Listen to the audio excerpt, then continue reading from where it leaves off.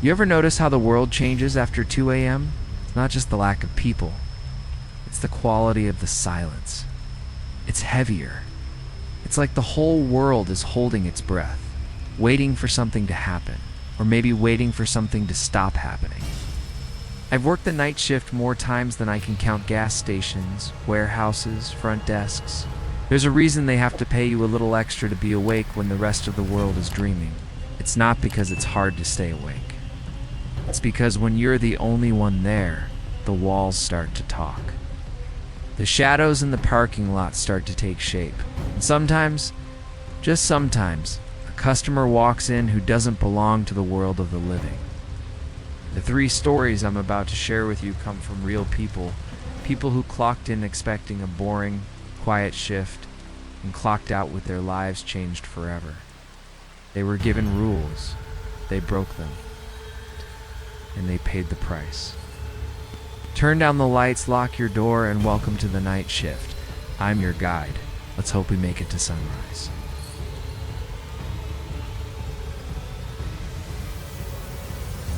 This first story comes from a guy named Leo, who took a job at a 24-hour gas station off a rural highway exit in northern Pennsylvania. You know the kind of exit, it's just a truck stop, a McDonald's that closes at 11, and about 1,000 miles of dark forest pressing in on all sides. Leo was a college kid, needed the money, and the night shift paid $1.50 more an hour. The job was simple. Stock the cooler, sweep the lot, and ring up the occasional trucker buying energy drinks. On his first night, the owner, a gruff old guy named Marty, handed him a laminated card with a list of night rules taped to the back of the register. Leo laughed. He figured it was a joke. Rule number 1, do not leave the building between 3 a.m. and 3:33 a.m. for any reason. Rule number 2, if a man in a heavy coat asks for a pack of Marlboro Reds, do not look him in the eyes. Just ring him up and do not speak. Rule number 3, if the lights in the parking lot flicker twice and go out, lock the door and hide in the walk-in cooler. For the first few weeks, nothing happened. It was boring. Leo would watch Netflix on his phone and listen to the hum of the slushy machine. Then came the night in late October. It was around 3:15 a.m. The lot was empty except for Leo's beat-up. Anda! He was restocking the beef jerky when the little bell above the door jingled. He looked up, and his blood went cold. Standing at the counter was a man in a heavy dark wool coat, the kind that looks like it came from a military surplus store from 50 years ago. The coat was wet, but it hadn't rained in days. The man's face was pale, almost gray, and his eyes were fixed on the cigarette display behind Leo. He said in a voice that sounded like rocks scraping together, Marlboro Reds. Leo remembered the rule, grabbed the pack, scanned it, and didn't look up. The man paid with exact change coins that were old and tarnished. Not modern quarters. Leo put the change in the drawer without looking.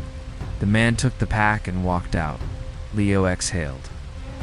He watched the man walk across the parking lot, but instead of getting into a car, the man walked directly into the tree line. Just vanished into the dark.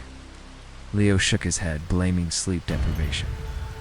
But then, about 10 minutes later, the lights in the parking lot flickered. Once, twice, then blackness. The only light was the green glow of the store interior. Leo's heart started hammering. He looked out the window. In the darkness of the lot, he saw shapes. Dozens of them. People, they were standing perfectly still, just at the edge of the tree line, facing the store. They were all wearing heavy, old-fashioned coats, and they were all looking directly at him. He didn't wait, ran to the walk-in cooler, yanked the heavy door open, and hid behind the racks of soda. He sat in the freezing cold, his breath pluming in front of his face, for what felt like hours. He could hear the bell above the door jingling. Jingle, pause. Jingle, pause.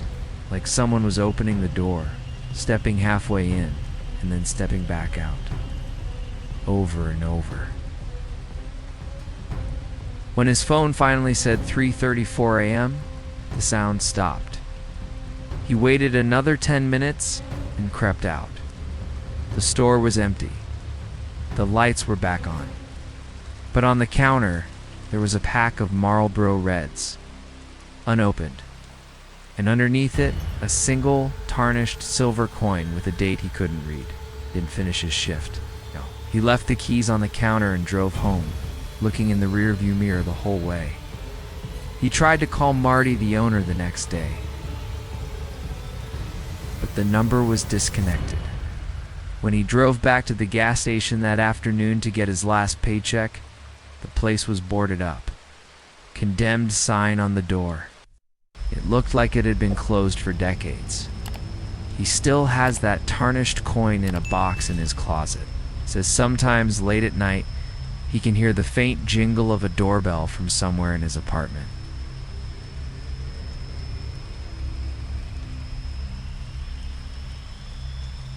Our second story comes from a woman named Delia, who worked the front desk at a small family-owned motel in the Mojave Desert.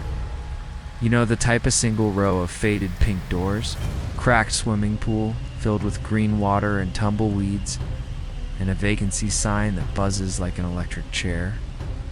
Delia was a night owl by nature, so the 11 p.m. to 7 a.m. shift was perfect for her.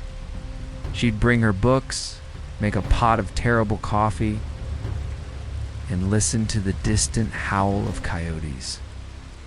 The motel had 12 rooms, but the manager, an old woman named Mrs. Halpern, who walked with a cane and smelled like mothballs, gave Delia very specific instructions on her first day. Room 6, Mrs. Halpern said, tapping a long, yellowed fingernail on the key rack. We do not rent room 6.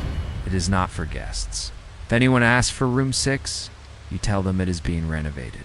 If the phone in room 6 rings, you do not answer it. If the door to room 6 is open, you close it. And if you hear someone inside room 6, you ignore it. You understand? Delia nodded, thinking it was just an old woman's superstition.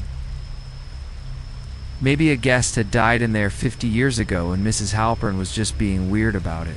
For months, room 6 was just there. The curtain was always drawn tight.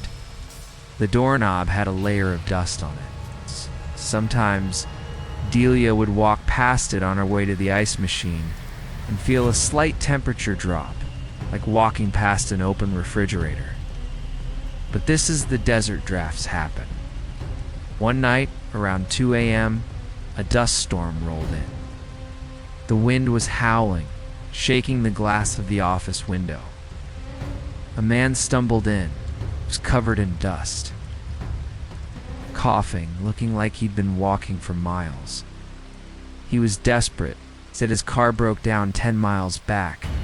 He had no cell service, and he just needed a place to lie down for a few hours. Delia felt bad for him. She looked at the key rack. Rooms 1 through 5 were booked. Rooms 7 through 12 were booked. The only key left was room 6. She hesitated. The man was practically begging. His eyes were red from the dust. She thought, it's just a room. Mrs. Halpern is 80 years old. What's the worst that could happen? She handed him the key. He thanked her profusely and walked out into the storm toward the door with the dusty knob. Oh yeah, what? Delia went back to her book. About 30 minutes later, the silence in the office was shattered by the sound of a phone ringing. It was the internal phone. The one that connects the rooms to the front desk. She looked at the blinking light. Room 6. Her hand hovered over the receiver. She remembered Mrs. Halpern's voice. Do not answer it. She let it ring. It rang 15 times and stopped. Then it started again and again. Finally, she couldn't take it. She picked up the receiver and put it to her ear. At first, there was nothing but static. Then, a voice. It wasn't the man's voice. It was a woman's voice, but it was wrong. It sounded like a recording being played backwards and underwater at the same time. It said, "He's not here. He's with me now. You should have kept the door locked. I was so thirsty." The line went dead. Delia grabbed the master key and ran out into the dust storm. She ran to room 6. The door was wide open, banging against the wall in the wind. The room was empty. The bed was made, the sheets crisp and white. There was no sign of the man. His bag wasn't there. The bathroom was empty, but the bathroom mirror was covered in condensation. Written in the fog on the glass, in a shaky, childlike script, were the words, "More. I need more." Delia slammed the door shut and ran back to the office. But she didn't sleep. The man never came back. When Mrs. Halpern came in at 8 a.m., Delia confessed everything. The old woman didn't yell. She just went pale. She said, "I told you not to rent that room." In 1972, a woman checked in with her son. She drowned him in the bathtub and then hung herself in the closet. She thought he was thirsty. She thought he needed more water. Ever since, she's been looking for someone to bring her more. He just gave her the man in the dust storm. Delia quit that morning. She never stepped foot in that motel again. She drives the long way around to avoid that stretch of desert road. And she never, ever answers a ringing phone without checking the caller ID.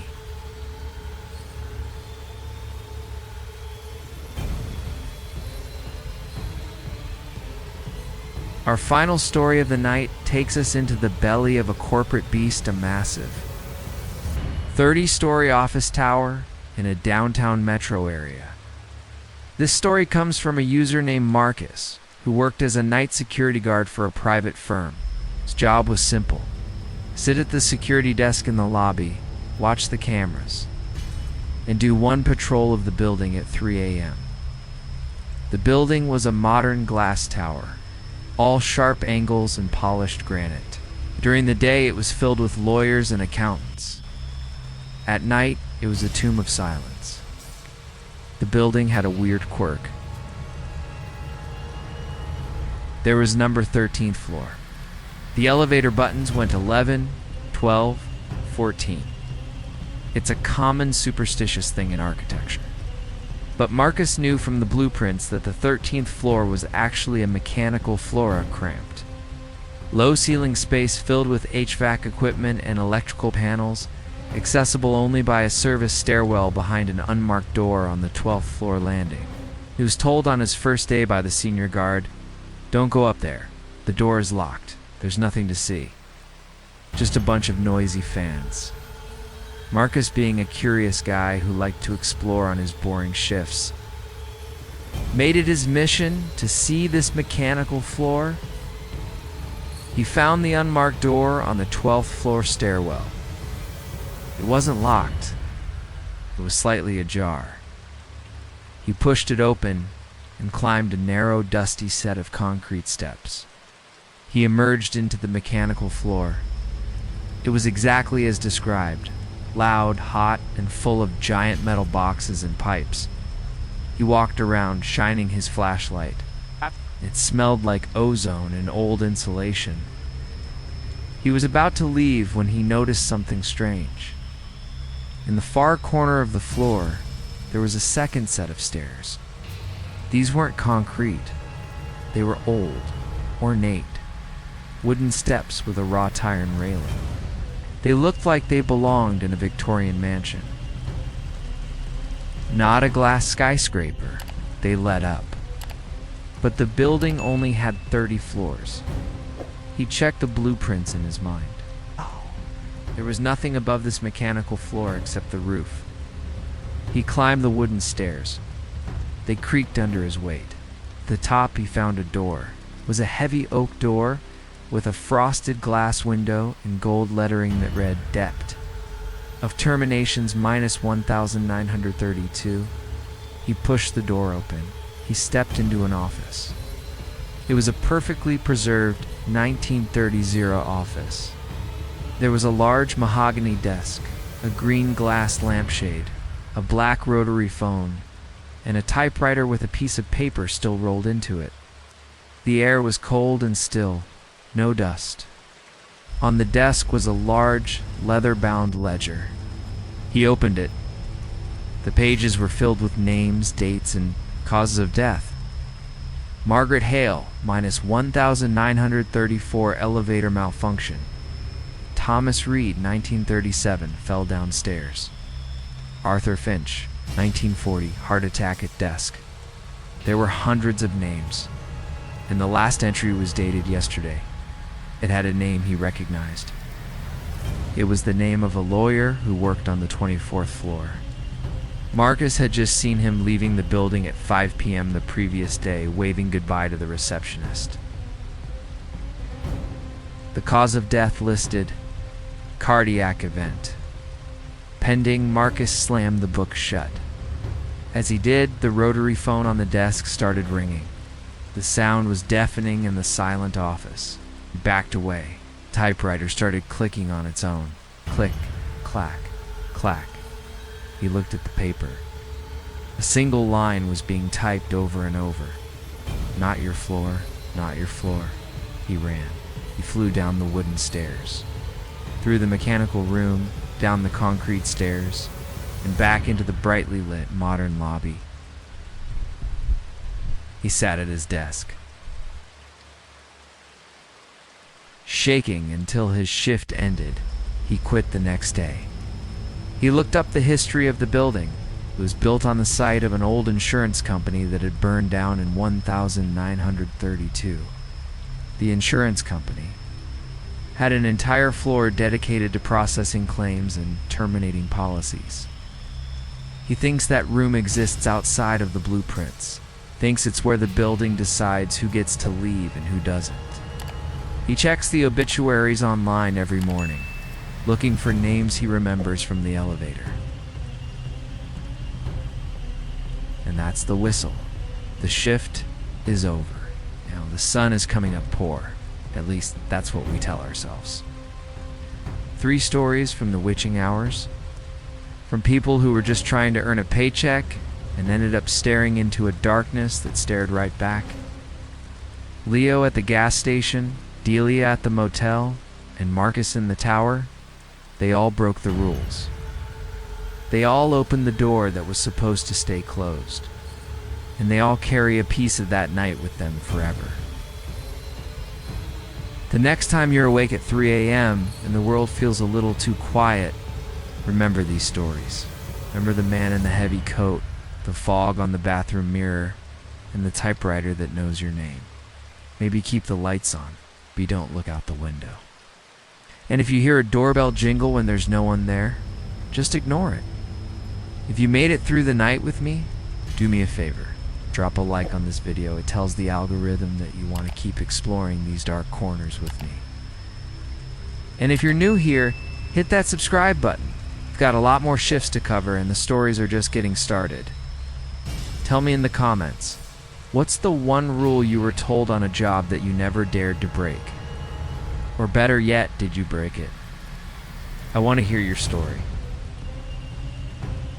Until next time, stay safe, stay awake, and whatever you do, don't rent room 6.